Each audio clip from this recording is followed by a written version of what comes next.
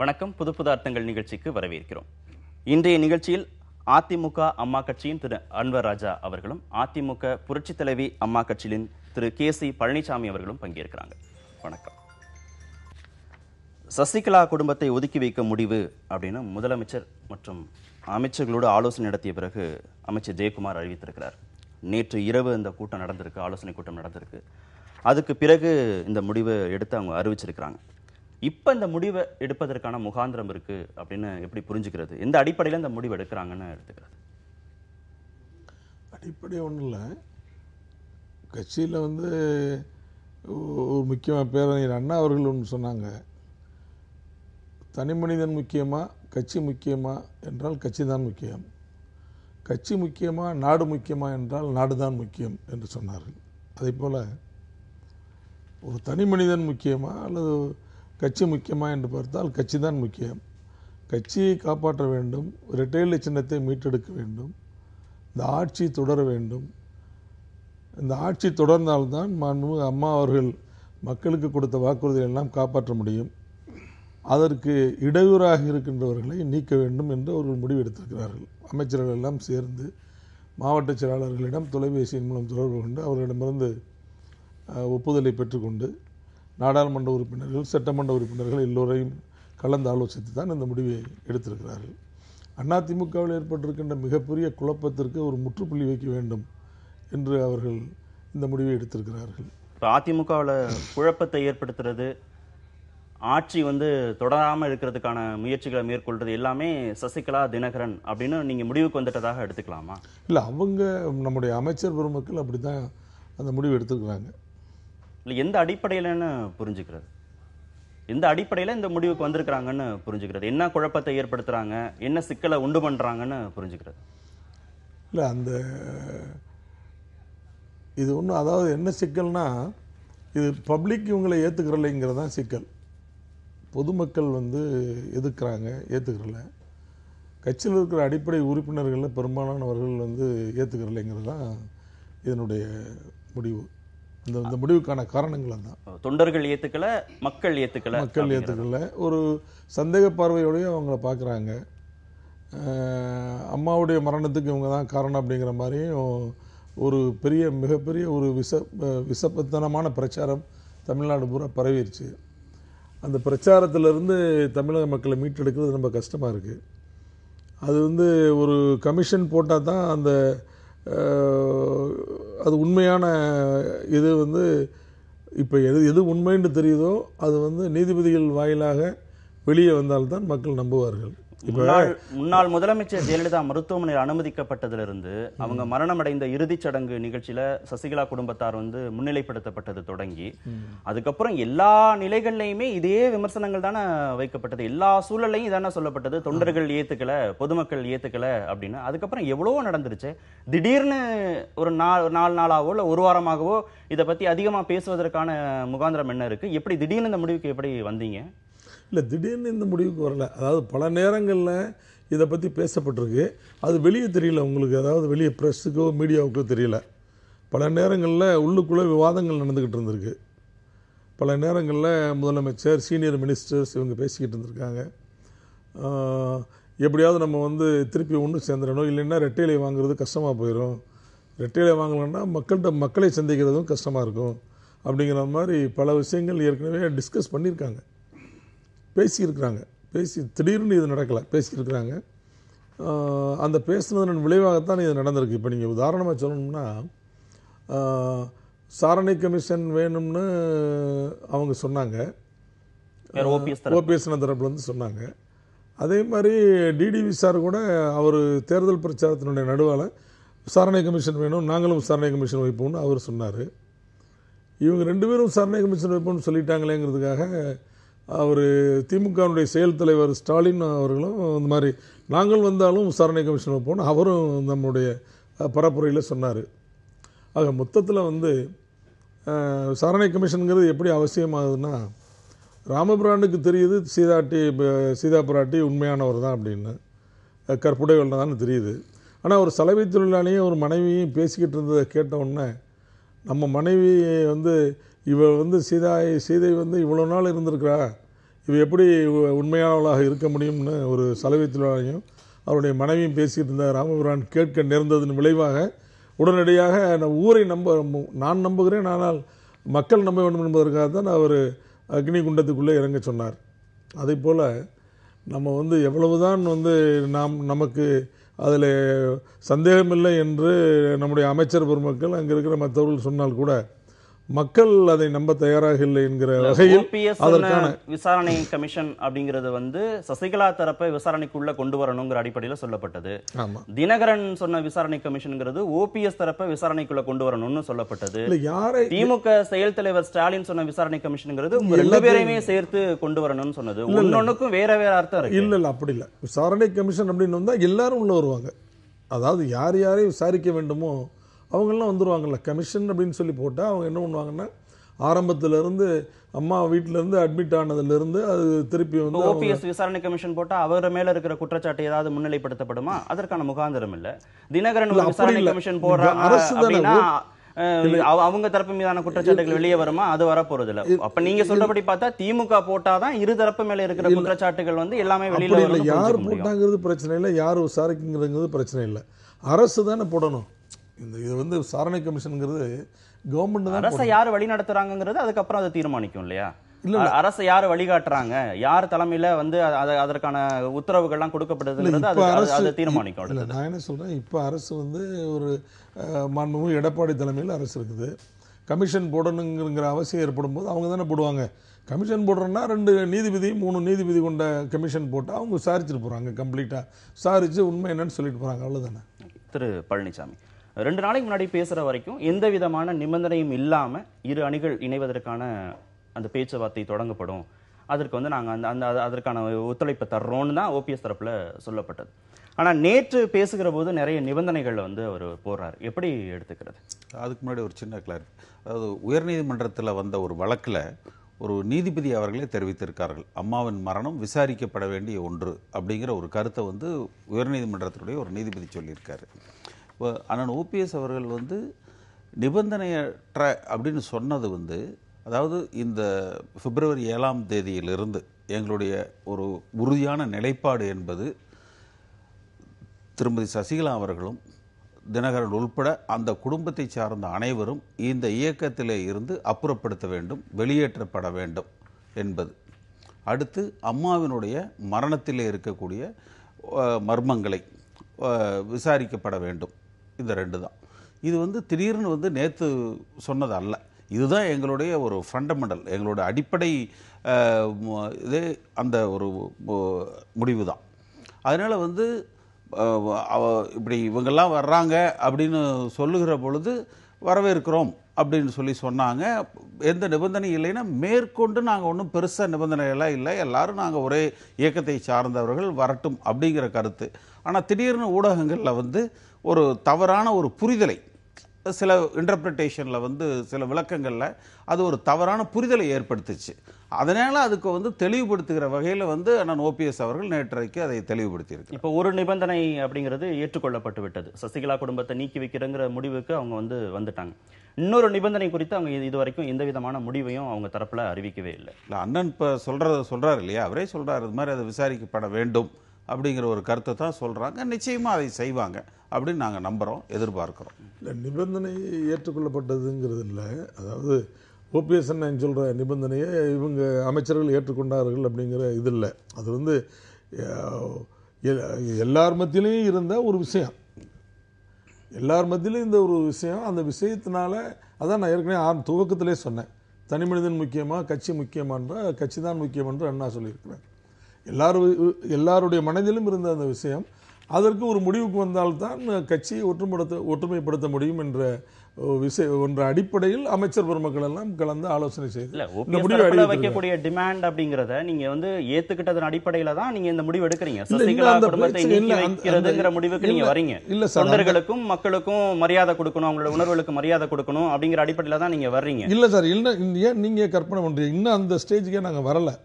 அதாவது நாங்க எங்களுக்குள்ளதான் இந்த முடிவு எடுத்திருக்கிறோம், எங்களுக்குள்ளதான் இந்த முடிவு எடுத்திருக்கோமே தவிர ஓபிஎஸ் அண்ணா கூப்பிட்டு உட்கார வச்சு பேசி அவங்க சொன்ன நிபந்தனைகளை ஒன்று ஏற்றுக்கிட்டோம்னு சொல்லி ப்ரெஸ்ஸுக்கு சொல்லலை. இன்னும் ஓபிஎஸ் அண்ணா வரலை, அவங்க எங்களோட பேசலை, அந்த மாதிரி எந்த இதுவும் நடக்கலை. நான் சொல்கிறது அந்த மாதிரி ஒன்றும் நடக்கலை.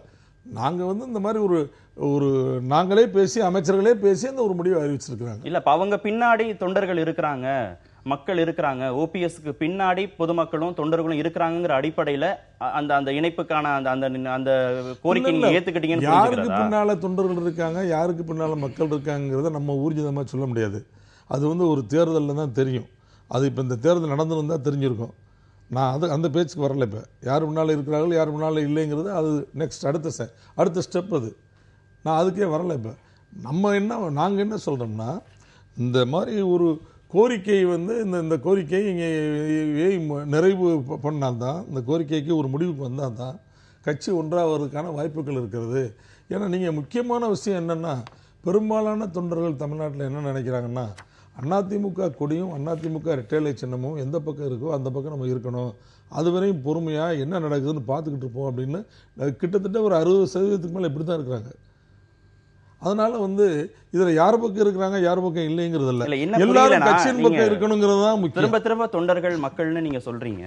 நம்பிக்கை வாக்கெடுப்புக்கு முன்னாடி போய் தொண்டர்களுடைய கருத்துக்களை கேட்டுட்டு வாங்க, உங்களுக்கு ஓட்டு போட்ட மக்களுடைய கருத்துக்களை கேட்டுட்டு வாங்கன்னு சொல்லுவது அது வந்து சாத்தியம் இல்லாத ஒண்ணு. அது வந்து அந்த மாதிரி அத வந்து நீங்க அடிப்படையிலேயே நிராகரித்துட்டு அது சாத்தியம் இல்லாத ஒண்ணு. இப்ப வந்து மக்கள்கிட்ட எதிர்ப்பு இருக்கு, தொகுதிக்குள்ள போக முடியல, தொண்டர்களுடைய எதிர்ப்பு இருக்குங்கிற அடிப்படையில அந்த முடிவுக்கு வர்றோங்கிறத அப்படி சொல்லையே. நீங்க கற்பனையாவில் என்று சொல்லிக்கிட்டே இருக்கிறீங்க.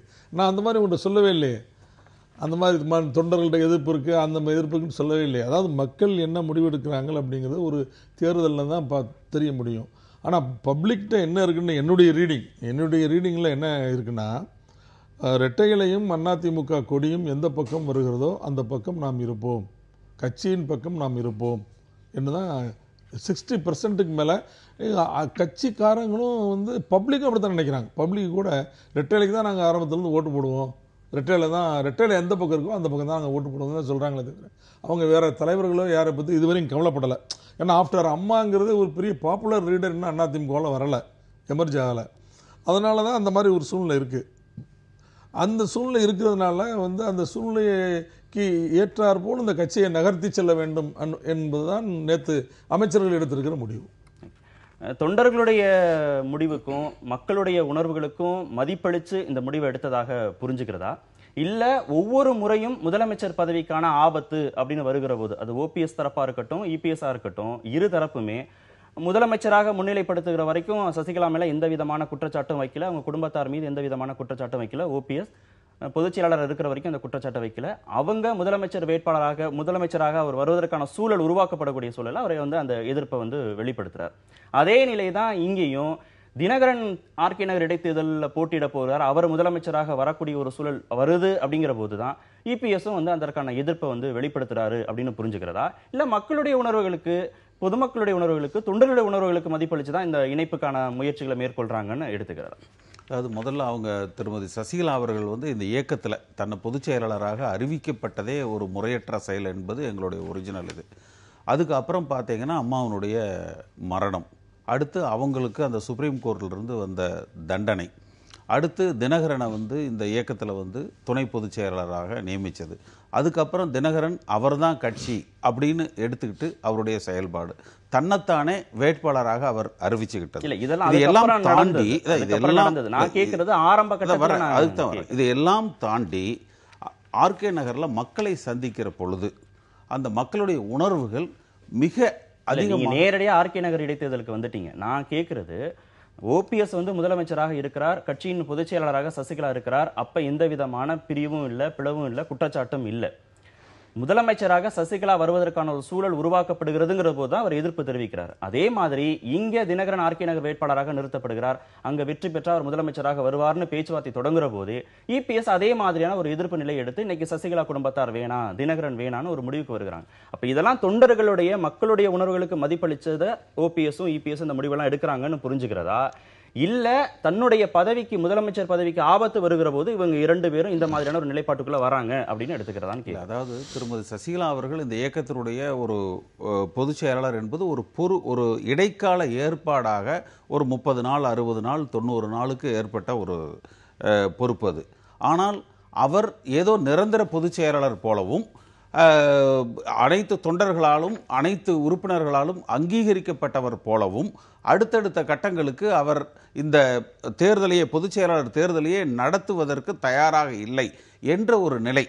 அடுத்து அம்மாவனுடைய மரணத்திலே ஏற்பட்ட சந்தேகங்கள் ஆகையினாலே அண்ணன் ஓபிஎஸ் அவர்கள் அம்மாவனுடைய மரணம் விசாரிக்கப்பட வேண்டும் என்ற ஒரு முடிவை எடுக்கிற பொழுது அந்த இடத்துல அவங்களுக்குள்ள அந்த ஒரு பிரிவினை அப்படிங்கிறது வருது. நீங்க எப்படி பாக்குறீங்க திரு அன்வர்ராஜா? முதலமைச்சர் பதவிக்கான ஆபத்து அப்படின்னு வருகிற போதுதான் ஓபிஎஸ் தரப்புலையும் இபிஎஸ் தரப்புலையும் சசிகலா தரப்புக்கு எதிரான ஒரு நிலைப்பாட்டு எடுக்கிறாங்க அப்படின்னு புரிஞ்சுக்கிறதா, இல்ல நீங்க சொல்ற மாதிரி தொண்டர்கள் மக்களுடைய உணர்வுகளுக்கு மதிப்பளிச்சு அந்த முடிவு எடுக்கப்படுதுன்னு எடுத்துக்கலாம்? இல்லை, இப்போ ஆதரவான நிலைப்பாடு எதிர்ப்பான நிலைப்பாடுங்கிறது இதில் பிரச்சனை இல்லை. அதாவது இதில் ஒரு உண்மை என்னென்னா நம்ம விரும்பினாலும் விரும்பாட்டாலும் ஒரு உண்மையை நம்ம ஒத்துக்கிறணும். அது என்ன உண்மைன்னா இந்த கவர்மெண்ட் இப்போ நிற்கிறதுக்கு காரணமே திருமதி சசிகலா மேடம் தான். இந்த அரசு நிற்கிறதுக்கு காரணமே இப்போ இந்த அரசுன்னு ஒன்று இருக்கிறது காரணமே அவங்க தான். நீங்கள் அவங்க ஜெனரல் செக்ரட்டரியாக தேர்ந்தெடுத்துட்டாங்க. அது 2 அணியும் சேர்ந்து தான் அவங்கள தேர்ந்தெடுத்தாங்க. அப்புறம் முதலமைச்சரை தேர்ந்தெடுத்தாங்க. அதுவுமே எல்லோரும் சேர்ந்து தான் தேர்ந்தெடுத்தாங்க. ஓபிஎஸ்னால் அதுக்கு 2 நாள் கழித்து தான் அதை எதுக்குறாங்க. 2 நாள் கழித்து தான் எதுக்குறாங்க.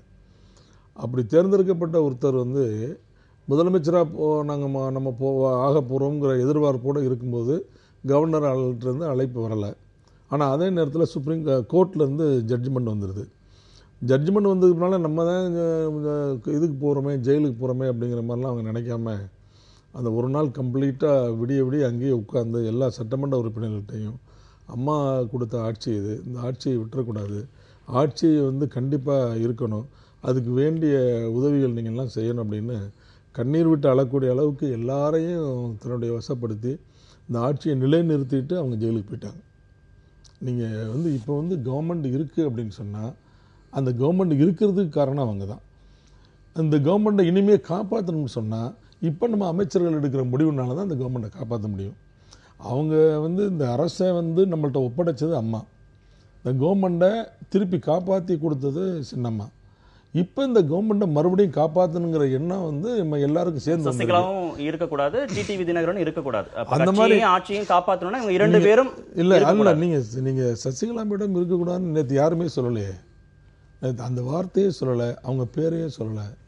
தினகரன் மற்றும் அவருடைய குடும்பத்தை ஒதுக்கி வைக்கணும்னு தான் அவர் ஜெயக்குமார் சொல்றாரு. அப்ப சசிகலா வேணும், தினகரன் வேணான்னு புரிஞ்சுக்கலாம். நீங்க எப்படி புரிஞ்சுக்கிறீங்க? ஜெயக்குமாரோடைய வார்த்தையில நீங்க சொல்றதுதான் இருக்கு, தினகரன் குடும்பத்தார்னு இருக்குன்னா அப்ப என்ன புரிஞ்சுக்கணும்னு கேக்குறேன். இல்ல, என்ன புரிஞ்சுக்கிறது? நீங்க அதான் புரிஞ்சுக்கணும். அதாவது சசிகலா இருக்கட்டும், தினகரன் குடும்பத்தாரும் வேண்டாம்னு எடுத்துக்கிறதா? இருக்கட்டும், இவங்க வேணாங்கிற பிரச்சனைக்கே ஏன் போறீங்க? அதை பத்தியே நாங்க பேசலையே. நீங்க இப்ப நம்ம பழனிசாமி என்ன சொன்னாரு, இப்ப நீங்க சின்னம்மா வேணாம் அப்படின்னு சொன்னால் வேணாம்னு இப்போ உடனடியாக சொல்லிட முடியாது. அது நீங்கள் சொல்கிறதுக்கு நான் திருப்பி சொல்ல வேண்டிய கட்டாயத்துக்கு வந்துட்டேன். உடனடியாக வேணாம்னு சொல்ல முடியாது. அவங்கள டெம்பரவரியாக இப்போ பொதுச் செயலாளர்னு வச்சுருக்குறோம். நீங்கள் அவங்க பொதுச் செயலாளர் இல்லைன்னு சொல்லணும்னா இன்னொரு பொதுச் செயலாளர் தேர்தல் நடக்கணும். நடக்கிற வரையும் அவங்க தான் இருப்பாங்க. அதுதான் கட்சியினுடைய விதி. டெம்பரரியாக 3 மாதம் 2 மாதம் இருக்கிறனா கூட இன்னும் 2 மாதத்தில் ஒரு ஜெனரல் செக்ரட்டரி எலெக்ஷன் நடந்து அந்த எலெக்ஷனில் வழக்கம் போல் இன்னானிமஸாக யாராவது ஒரு ஆளை தேர்ந்தெடுக்கிற வரையும் அவங்க தான் ஜெனரல் செக்ரட்டரி டெசிக்னேட். ஒருவேளை சசிகலாவே தேர்ந்தெடுக்கப்பட்டாச்சுன்னா அது வேற விஷயம். அது கட்சியிலேருந்துலாம் ஓட்டு போட்டுல வரணும். அதில் எல்லாரும் ஒத்துக்கிறோமே. எல்லாரும் ஓபிஎஸ் அணி அங்கே இருக்கிற அந்த நீங்க சொல்ற மாதிரி 2மே நடக்கலாம்ல. நிறுத்தப்படக்கூடிய வேட்பாளர்ல இரு தரப்பு.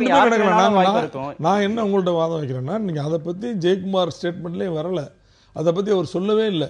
நீ சொல்லாத ஒன்றை என்கிட்ட கேட்டு என்னதுக்கு தொந்தரவு? சந்தேகம் தானே.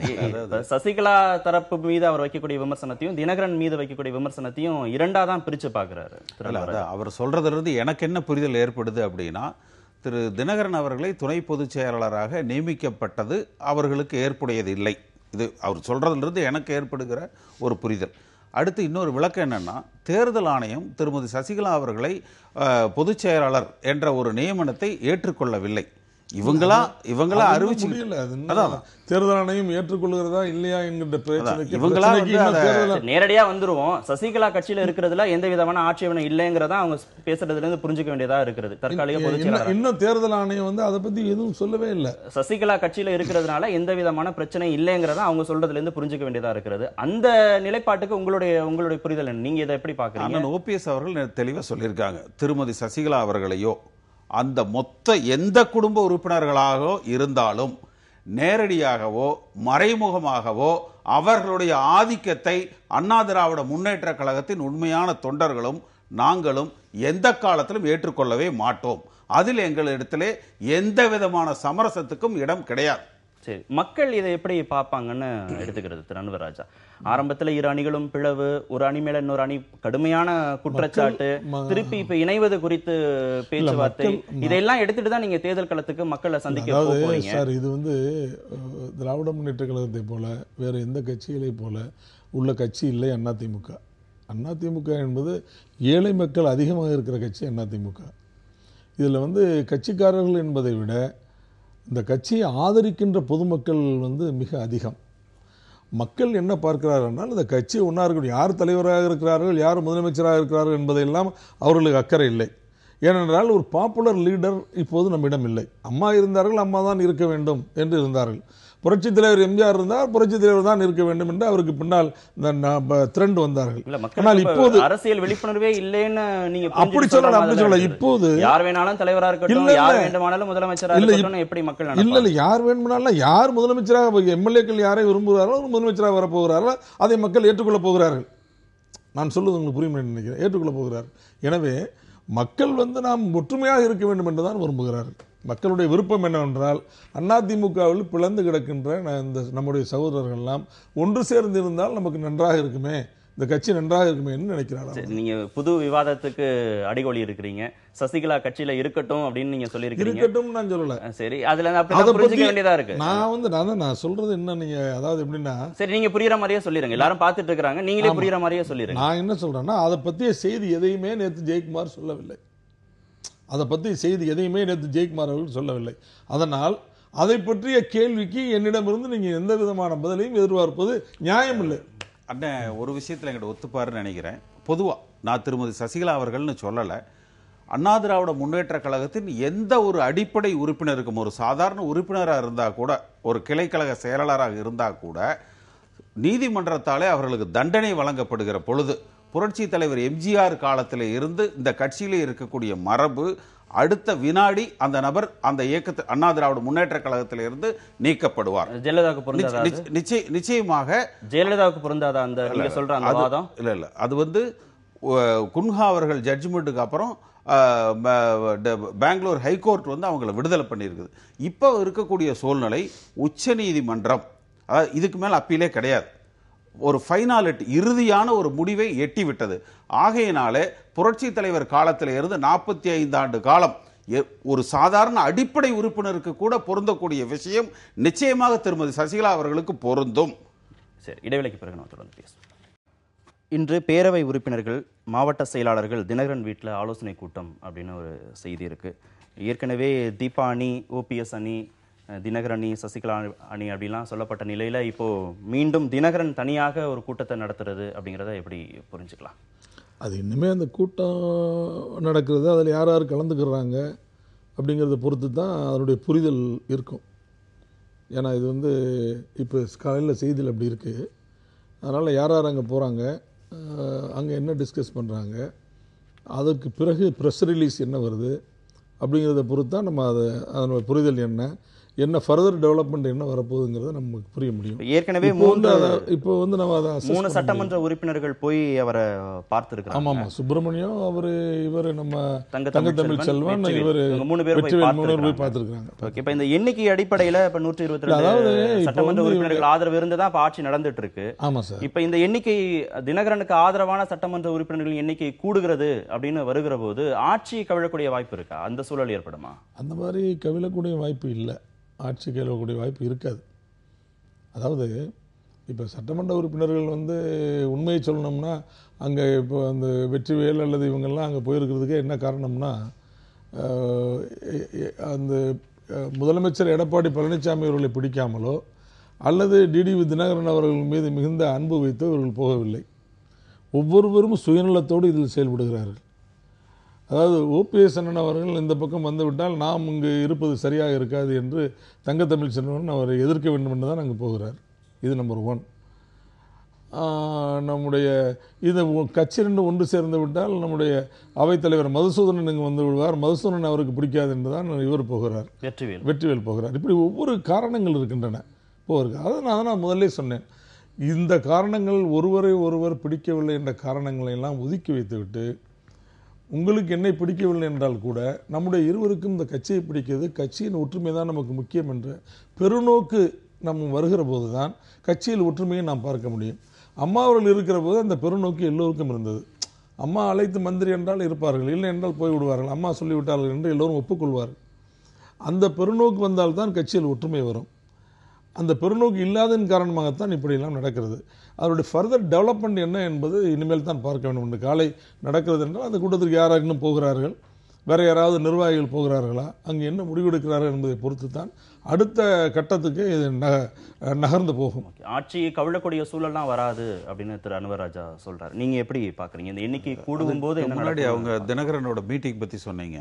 இன்னைக்கு ஒரு பத்திரிகையில் வந்து செய்தி வந்திருக்குது, அவருக்கு look out notice Delhi police issue பண்ணியிருக்காங்க அப்படிங்கிற ஒரு செய்தி வந்து வந்திருக்குது. தினகரனுடைய இந்த அவருடைய நடப்புகள் தன்னை வழக்குகளிலிருந்து காப்பாற்றி கொள்வதற்காக இந்த இயக்கத்தை ஒரு கேடயமாக பயன்படுத்தி கொள்ள நினைக்கிறார்கள். இது அடுத்து இல்லை, 3 சட்டமன்ற உறுப்பினர்கள் போய் நேற்று தினகரனை பார்த்துருக்குறாங்க. இந்த எண்ணிக்கை கூடினால் ஆட்சி கவிழுமா அப்படின்னு அவர்கிட்ட கேட்டதுக்கு அதற்கான ஒரு சூழல் இல்லை, இந்த 3 போன நபர்கள் வந்து தனிப்பட்ட காரணங்களுக்காக போயிருக்கிறாங்க அப்படிங்கிற கருத்தை சொன்னார். நீங்க எப்படி பாக்குறீங்க? என்ன சொல்ற மாதிரி அந்த 3 பேருமே திரும்ப இங்க வந்துருவாங்க. அவர் அதான் சொல்றாரு. அதாவது வந்து ஒரு தனிப்பட்ட வெறுப்புகளில் தான் அந்த ஒரு 3 பேரும் வந்து அது மாதிரி ஒரு முடிவு எடுத்திருக்கலாம். நிச்சயமாக அவர்களும் வருவார்கள். அண்ணா திராவிட முன்னேற்ற கழகம் அம்மா அவர்கள் இருந்த பொழுது எவ்வளவு வலிமையோடு இருந்ததோ அதைவிட மேலும் வலுப்படுத்துகிற வகையில் ஒற்றுமையோடு இணைந்து செயல்படக்கூடிய ஒரு வாய்ப்புகள் இருக்கிறது. நிச்சயமாக எங்களை வழிநடத்துகிறவர்கள் அதை செய்வார்கள்.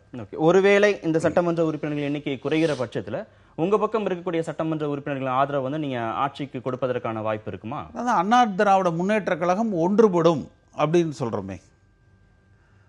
நாங்கள் இது இன்னைக்கு சொல்லலை, ஆரம்ப காலத்திலிருந்து நாங்கள் சொல்லிக்கிட்டே இருக்கோம். பிப்ரவரி மாதத்திலிருந்து நாங்கள் சொல்கிறதே ஒன்றுபட்ட அண்ணா திராவிட முன்னேற்ற கழகம் இரட்டை இலை இது வந்து இருக்கும் அப்படிங்கிறதான நாங்கள் சொல்கிறோம். ஓகே, அந்த கருத்தை சொல்கிறீங்க. ஆனால் நம்ம முதல்ல பேசுகிற போது சசிகலாவை வந்து கட்சியை விட்டு வெளியேற்றுவதற்கான ஒரு சூழல் குறித்து அவர் எந்த விதமான ஒரு உறுதியான தகவலையும் அவர் சொல்லவே இல்லை. வரும் அந்த டிமாண்ட் இருக்கிற போது அதற்கு அப்புறமான பேச்சுவார்த்தைங்கிறது எப்படி ஆரோக்கியமா அவங்க அது ஒன்றும் அவங்க திரும்ப சசிகலா அவர்கள் இப்படி இருக்கணும், அவங்க தான் பொதுச் செயலாளராக இருக்கணும் அப்படியெல்லாம் அவங்க வந்து சொல்லலை. நேற்று ஒரு விஷயத்து நேற்று நைட்டு ஒரு 10 மணி 10:30 மணிக்கு மேலே தான் இந்த இப்படி ஒரு முடிவை வந்து எடுத்திருக்கிறாங்க. இன்னும் அவங்க மேற்கொண்டு விவாதிக்கிற பொழுது வந்து சசிகலா அவர்களும், நான் அதுக்கு தான் அந்த பாயிண்ட் உங்களுக்கு கிளாரிஃபை பண்ணேன். அதாவது ஒரு குற்ற வழக்கில் தண்டனை பெற்றவர்கள் ஒரு சாதாரண உறுப்பினராக கூட இந்த இயக்கத்தில் இருக்க முடியாது. இது வந்து எந்த அண்ணா திராவிட முன்னேற்ற கழக தொண்டர்களும் உறுப்பினர்களும் இதை ஏற்றுக்கொள்வார்கள். இதை யாரும் மறுக்க மாட்டாங்க. அந்த அடிப்படையிலேயே கூட திருமதி சசிகலா அவர்கள் இந்த இயக்கத்தில் உறுப்பினராக கூட இருக்க முடியாது. இடைவேளைக்கு பிறகு நம்ம பேசலாம். தமிழகத்தில் திட்டமிடப்பட்ட நாடகம் அரங்கேற்றப்படுகிறது அப்படின்னு மத்திய அமைச்சர் பொன் ராதாகிருஷ்ணன் குற்றச்சாட்டு வச்சிருக்கிறார். அதிமுகவுடைய 2 அணிகள் இணைப்பு தொடர்பாக தான் அவர் இந்த கருத்தை சொல்லியிருக்கிறார். நாடகம்னா எடுத்துக்கிறதா, இதை எப்படி பார்க்கலாம்? இல்லை, அவர் சொல்கிற கருத்து எல்லா கருத்துக்களையும் எல்லா காலங்களையும் ஏற்றுக்கிற முடியாது. முதல்ல அவரே அந்த கருத்துக்களை ஏற்றுக்கொள்வாரா என்பது சந்தேகம்தான். அவர் ஒரு தடவை சொன்னார், அண்ணா திமுக அழிந்தே விட்டது, திமுக அழிந்து கொண்டிருக்கிறது என்று சொன்னார். இப்போ என்ன நிலைமை, நாட்டில் என்ன நிலைமை இருக்குது? அதனால் வந்து இது திட்டமிடப்பட்ட நாடகம்னு எப்படி சொல்ல முடியும்? இது வந்து யதார்த்தமாக நடந்து கொண்டிருக்கின்ற ஒரு அரசியல் நகர்வு நிகழ்வு. இது ஒரு இன்னும் சொல்ல போனால் அதிமுகனுடைய வரலாறில் இது வந்து அரசியல் முக்கியத்துவம் வாய்ந்த முடிவு. நேற்று இரவு அமைச்சர்கள் எடுத்து அறிவிச்சிருக்கிற முடிவு ஒரு பெரிய சேஞ்ச் இது. அதனால் இதை வந்து அவர் சொல்கிற மாதிரி நாடகம்னு எடுத்துக்கிற முடியாது. நிச்சயமாக இது நாடகம் இல்லை. ஒவ்வொரு அதிமுக தொண்டனுடைய உணர்வு, அவனுடைய எண்ணம், அந்த எண்ணத்தையும் உணர்வையும் அமைச்சர் பெருமக்கள் கூடி பேசி பிரதிபலித்திருக்கிறார்கள், அவ்வளோதான். இது எப்படி நாடகம் என்று சொல்ல முடியும்? அதான் அதிமுக இணைவதை அவர் விரும்பவில்லை. அப்படி இருக்கலாம், அவருடைய இது அவருக்குரிய கோபமாக கூட இருக்கலாம். அதிமுக 2-3 கூறுகளாக இருந்தால் ஏதாவது ஒரு கூரை பிடித்து கொண்டு நாம் உள்ளே நுழைந்து விடலாம் என்று நினைக்கின்ற அவர் போன்றவர்களுக்கு ஒரு வாய்ப்பில்லாமல் போய்விடுமோ என்ற ஒரு அஞ்சு, அந்த அச்சத்தின் காரணமாக இது நாடகம் என்று சொல்கிறார். நீங்க எப்படி பாக்குறீங்க பொன் ராதாகிருஷ்ணன் குற்றச்சாட்டு? அவர் அதை விட அவர் இந்த மதுக்கடைகள் பிரச்சனை பற்றி சொல்லியிருக்கிறாரு. அது அவர் எதை பற்றி பேசணும்னா, டெல்லியில் தமிழக விவசாயிகள் இன்னைக்கு 36 நாளாக போராடிக்கிட்டு இருக்கிறாங்க. அந்த பிரச்சனையை அவர் பிரதம அமைச்சர்கிட்ட பேசி அந்த விவசாயிகளுடைய பிரச்சனையை தீர்க்கிறதுக்கு முற்படணும். இதில் அவருடைய செய்தியில் அதை பற்றி அவர் ஒரு வார்த்தை கூட பேசலை. ஆனால் மதுக்கடைகளுடைய பிரச்சனையை பற்றி மட்டும் சொல்லியிருக்கார். ஒன்று. ரெண்டாவது, அண்ணா திராவிட முன்னேற்றக் கழகம் இணைந்து வலிமையாக உருவெடுக்க வேண்டும் என்ற ஒரு நடைமுறைகளிலே அது எங்களோட உள்கட்சியோட எங்களோட பிரச்சனை. அதில் இன்னொரு கட்சியில் இருக்கிறவங்க முதல்ல ஒரு கருத்து சொல்றதே தப்பு. அது அவர் அப்படி சொல்லியிருக்க கூடாது. இல்லை, இரு அணிகளும் சேர்றது அப்படிங்கிறதுல கூறுகளா இருந்தா அதன் மூலமாக லாபம் பார்க்க முடியும். அதை அவர் விரும்பலையோ அப்படிங்கிற அடிப்படையில் அவர் அதாவது அண்ணா திராவிட முன்னேற்ற கழகம் ஒருவேளை பலகீனம் அடைந்தால் பிஜேபியை வளர்த்தலாம் என்ற ஒரு சுயநலத்தின் காரணமாக அவர் அப்படி சொல்லியிருந்திருக்கலாம். நிச்சயமாக அம்மா அவர்கள் காலத்தில் இருந்ததை விட மிக அதிக வலிவோடு அண்ணன் ஓபிஎஸ் தலைமையிலே எங்களது இயக்கம் தொடர்ந்து நடக்கும். அம்மா அவர்கள் கண்ட கனவை போல, அவர்கள் சட்டமன்றத்தில் சொன்னதை போல இன்னும் 100 ஆண்டு காலத்திற்கு இந்த இயக்கம் வலிமையோடு தமிழகத்தை வழிநடத்தி செல்லும். ஓபிஎஸ் அதிமுகவிலிருந்து பிரிந்து வந்தபோது அவரை பிஜேபி தான் இயக்குகிறது அப்படிங்கிற குற்றச்சாட்டை நீங்க ரொம்ப வலுவா வச்சீங்க. இப்பவும் அதே மாதிரியான ஒரு சூழல் இருக்கு அப்படின்னு நீங்க எதை பாக்குறீங்களா? நான் அந்த குற்றச்சாட்டுலேருந்து இப்போ நான் இன்னும் இதுவரையும் பின்வாங்கலை. அந்த குற்றச்சாட்டுலேருந்து இதுவரையும் நான் பின்வாங்கவே இல்லை.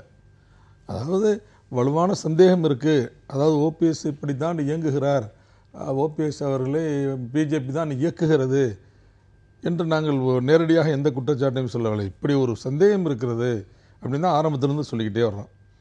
பிகினிங்கிலேருந்தே ஆரம்பத்திலேருந்தே ஓபிஎஸ் அண்ணன் அவர்களை இவர் நம்முடைய பிஜேபி இயக்குகிறது என்ற சந்தேகம் இருக்கிறது, அவருடைய நடவடிக்கைகள் இப்படி இருக்கின்றன என்று சொல்லிக்கொண்டே வந்திருக்கிறோம். இல்லைங்க, குற்றச்சாட்டா வச்சிருக்கீங்களா? பல்வேறு தளங்கள்ல விவாதங்கள்ல நீங்க குற்றச்சாட்டா தான் வச்சீங்களே தவிர சந்தேகமா ஒன்றும் நீங்க கிளப்பலையே. இல்லை, குற்றச்சாட்டு தான், நான் வச்சது குற்றச்சாட்டு தான். அந்த குற்றச்சாட்டை எப்படி பார்க்கறது?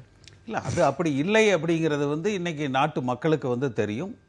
அண்ணா திராவிட முன்னேற்ற கழகம் வலிமையோடு இந்த இயக்கத்தை முன்னெடுத்தி அண்ணன் ஓபிஎஸ் அவர்கள் செயல்படுவார்கள். மற்ற கட்சிகள்ங்கிறது அவர் ஒரு இயல்பான அவருடைய சுபாவம், எல்லோரும் ஒரு நட்புணர்வோடு சிரித்த முகத்தோடு எல்லோரிடத்திலும் பழகுவார். அந்த ஜல்லிக்கட்டில் ஒரு மத்திய அரசாங்கத்துக்கும் மாநில முதலமைச்சராக இருந்து ஒரு நல்ல இணக்கமான சூழ்நிலையை உருவாக்கி ஒரு தமிழகத்தினுடைய நலனுக்காக ஒரு நல்ல ஒரு உத்தரவை பெற்றுக் கொடுத்தார்கள்.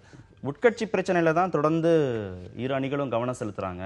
தமிழகத்துடைய பிரச்சனைகள்ல நிர்வாகத்துல எந்த விதமான முக்கியமான முடிவுகளும் எடுக்கல, நிர்வாகம் முடங்கி போயிருக்கு அப்படின்னு திமுக செயல் தலைவர் ஸ்டாலின் குற்றச்சாட்டு வச்சிருக்கிறாரு.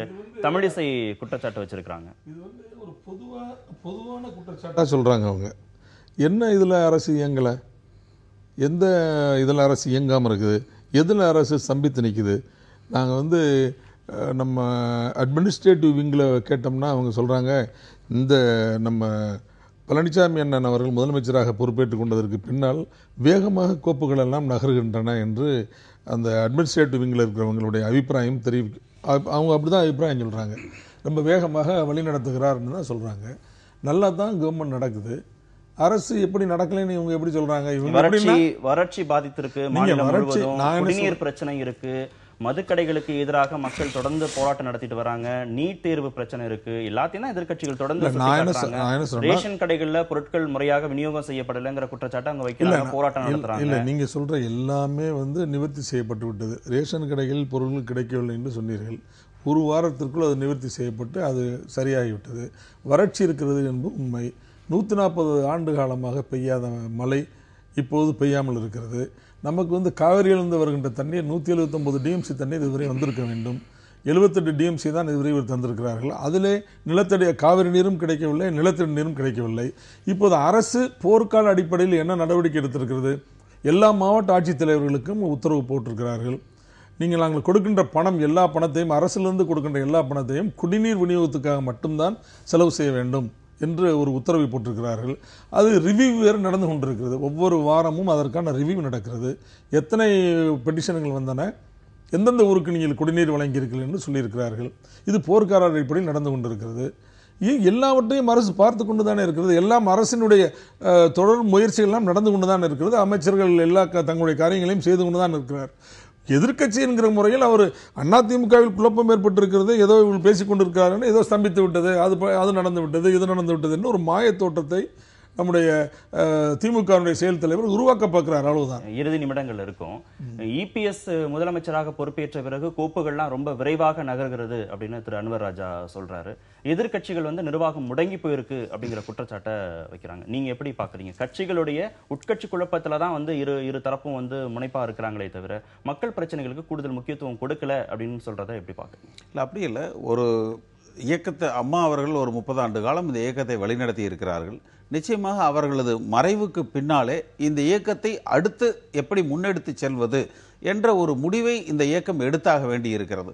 இது ஒரு 1.5 கோடி தொண்டர்களை கொண்ட ஒரு மாபெரும் இயக்கம். ஆகையினாலே அந்த முடிவிற்காக ஒரு சில காலங்களை நாங்கள் செலவிட வேண்டிய ஒரு கட்டாயம் இருக்கிறது எங்களுக்கு. இல்ல, இபிஎஸ் பொறுப்பேற்ற பிறகு கோப்புகள் விரைவா நகருது அப்படின்னு சொல்றதுல நீங்க என்ன கருத்து வச்சிருக்கீங்க? இல்லை, ஒன்றும் பெரிய தவறுகள் இல்லை ஆட்சி நிர்வாகத்தில். நிகழ்ச்சியில் பங்கேற்ற இருவருக்கும் மிக்க நன்றி. மீண்டும் சந்திப்போம். நன்றி, வணக்கம்.